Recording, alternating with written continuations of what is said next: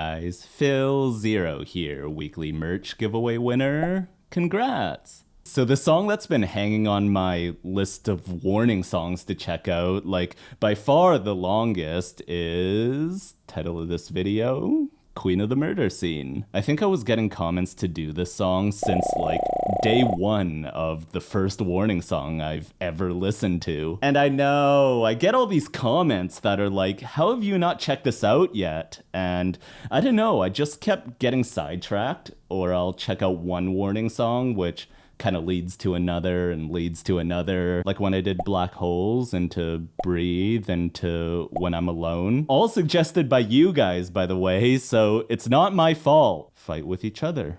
No, don't do that. This is a peaceful place. So usually when I get song recommendations, I kind of just skim through because I want the song to be a surprise. But just naturally, of course, I'm gonna pick up a few tidbits here and there, and you know, it's cool. But I've just gotten so many comments for this song over the past year that I just can't remember which comment was for which song, so I have no idea what to expect for this one. Jeez, has it been a year already since I started this? So I've done a few songs from this album, but today we're finally checking out the album's namesake song. Okay, let's get it.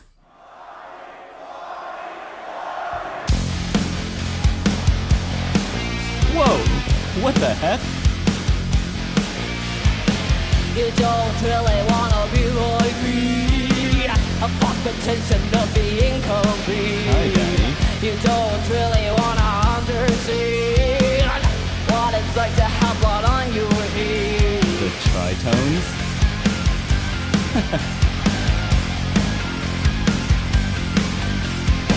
You don't deserve the throne, the crown is mine. I really don't plan to resign. You don't really wanna lose the fear. Didn't try this to fit my tear.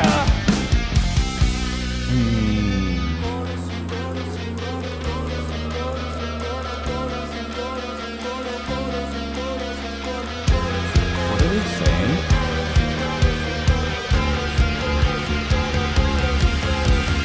And I don't wanna destroy ya. Open your eyes, cause you can't even see the fact that I just am be controlled by anything but let's see you try. Oh. I'm a machine of emotion, a perfect scene for the murder queen. You can't always tell what's tomorrow, but it just doesn't apply to me.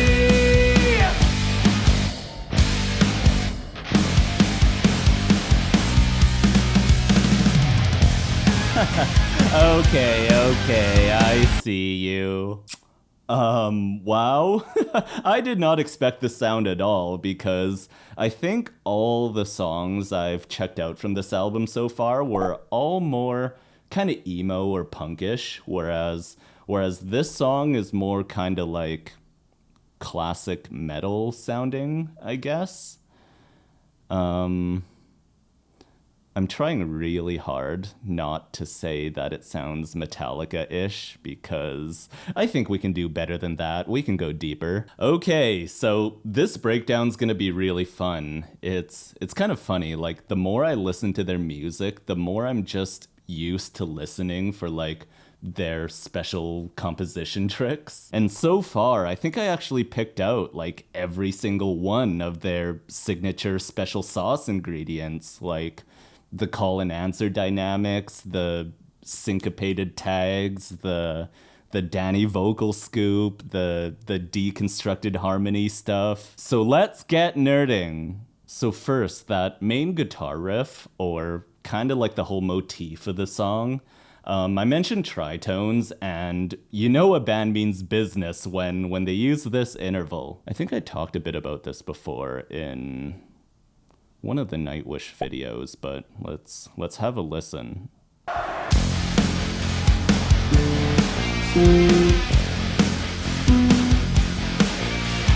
You don't really wanna be like me. I fuck the So whenever you hear this kind of spooky Halloween sounding vibe in any song, they're probably using what's called tritones. It sounds kind of fancy, but all it is you pick any note. They started on an F, so we'll do the same. And you just count up 6 semitones or 3 whole tones, hence tritones. So we started on F. We'll count up 6. 1, 2, 3, 4, 5, 6.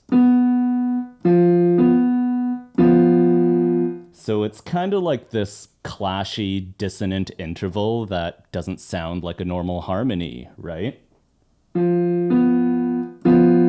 So the intro guitar riff was...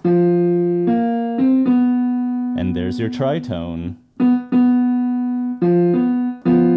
So a bit of fun music history for you, but a long time ago, you actually weren't allowed to use tritones in music. Like, it was actually illegal to use that in a song because the church called it the devil's interval because of how evil it sounds. But of course now it's like the most commonly used interval in metal. And I usually don't like talking about scales and intervals and stuff, but I always just thought this was funny. So whenever you hear this kind of gothic, spooky sounding vibe in a song, you know what it is. Tritones, or augmented fourth if you want to sound extra nerdy. And then in the song, they doubled down and they emphasized that even more with that kind of Halloween sounding backing track. You don't really wanna understand what it's like to have blood on your head.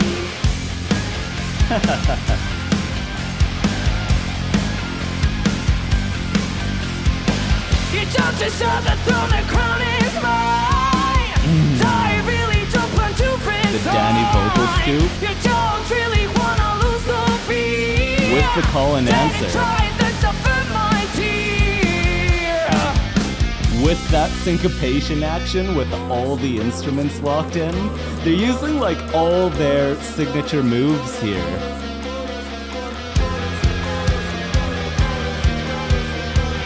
Murder scene. And I don't wanna destroy ya. Open your eyes, cause you can't even see the fact that I just can't be controlled by anything but let's see you try. I'm a machine of emotion, a perfect scene for the murder queen. You can't always care what's a mortal boy. It just doesn't apply to me.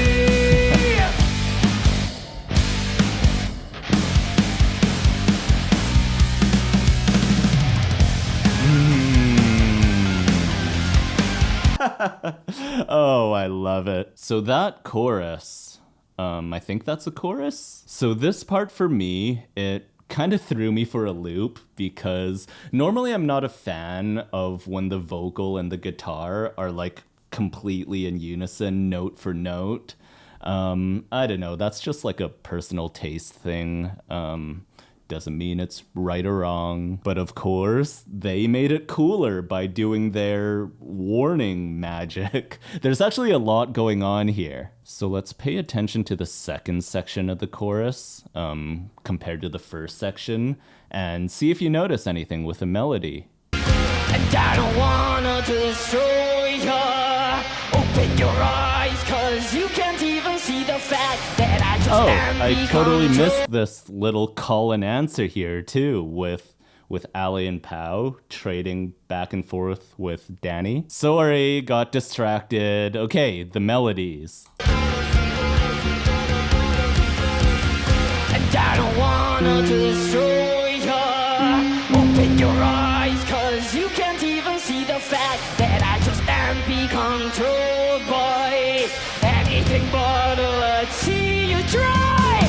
I'm a machine of emotion, a perfect scene for the murder queen. You can't always care what's a mortal boy.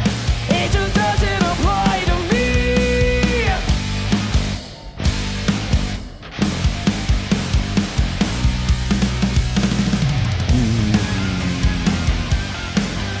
So you notice anything? So in the second section or second stanza that Danny sings, it's actually not the same notes as the first section. They're doing that deconstructed harmony thing that they did in Z. Z. So the first section was this. And then the second section. But when I play them together,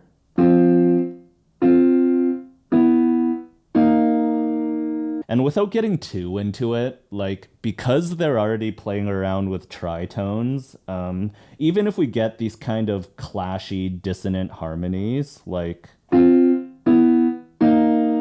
that still plays into that kind of spooky vibe they're going for, right? And this is a prime example of how there are no wrong notes. It just depends how you present them. There's some cool videos about that from Victor Wooten, and I can't remember, but I'll link them below. But getting back to the chorus vocals, to really hammer in that kind of spooky feeling, the last note that Danny sang, like, without me even saying anything, you already know what note I'm talking about, right? And when she sang it, you already felt that something felt kind of uncomfortable there. So let's have a listen. It just doesn't apply to me.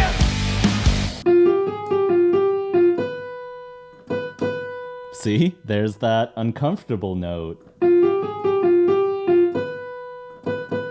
Like, your brain wants it to go up here, right?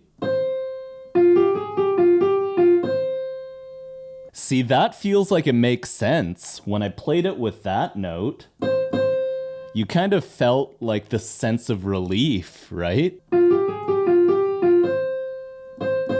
So that's what we call a resolving note. But the Warning Girls, they were like, we're not done with you yet.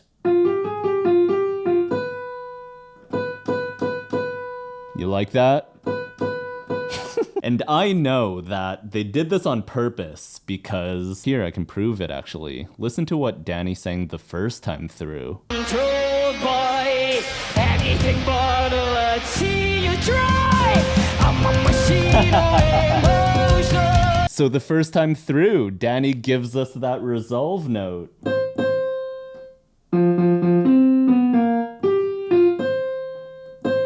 But the second time, she's like, oh, you like that, did you? Here, I'll sing it for you again.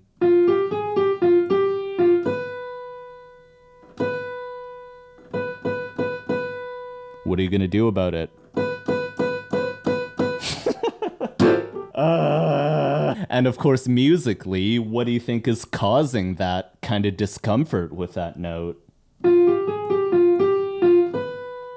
It's the same tritone note from the guitar riff.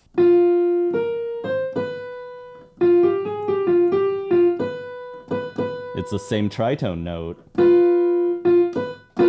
This is clever stuff. Okay, moving on. That I just can't be controlled by anything but let's see you try. I'm a machine of emotion, a perfect scene for the murder queen. You can't always care what's a mortal boy. It just doesn't apply to me. The syncopation again.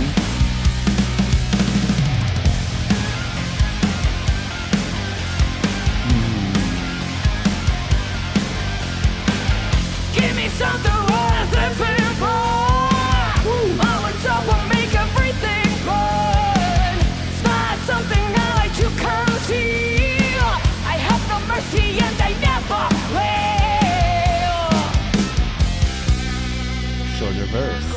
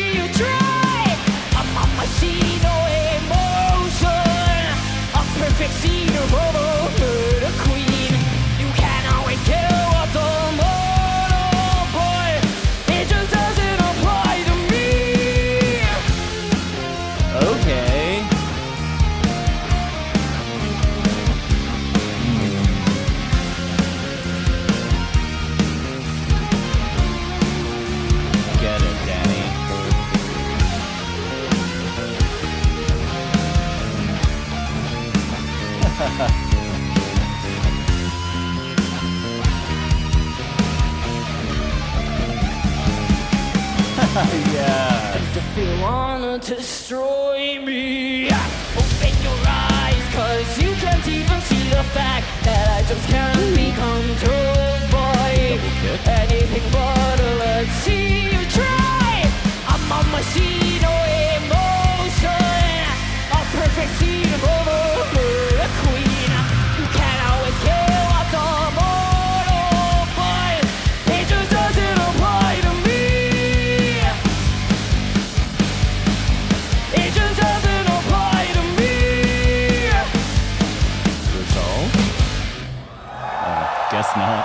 Muchas gracias. I thought on the last one she might sing the resolving note instead of the tritone, but they left us hanging. Cliffhanger. Cliff bar.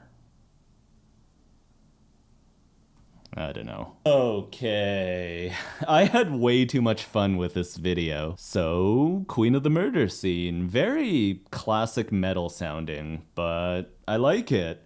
It's cool to see the evolution of their sound from this album, like where the songs were more kind of traditional genre sounding, but still with their signature Warning ingredients with the metal and the punk and the emo, like with Dull Knives and Psychotic. And then in their later albums, their style kind of evolved into something that's even more unique and more distinctly theirs. Did they play the song at the Mexico concerts this year?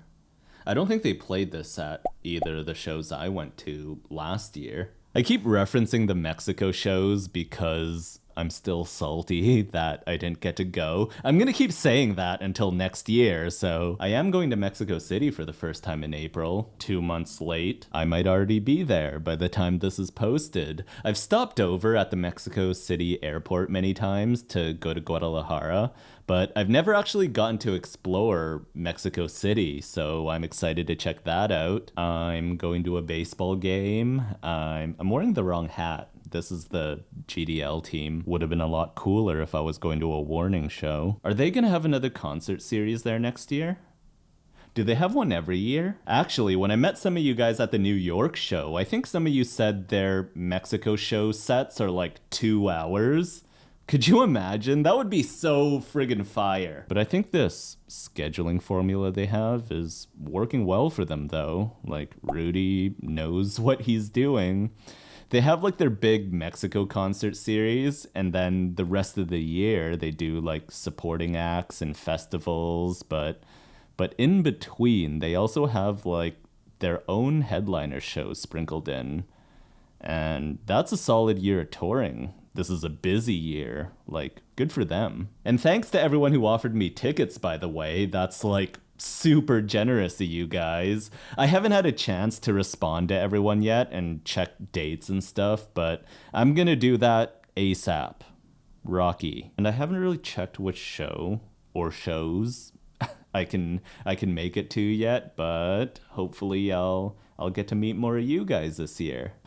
So, if you like this kind of video, please consider subscribing. It really does help me out. And as always, thanks for watching, and we'll see you in the next video. It's kind of weird doing this with a hat.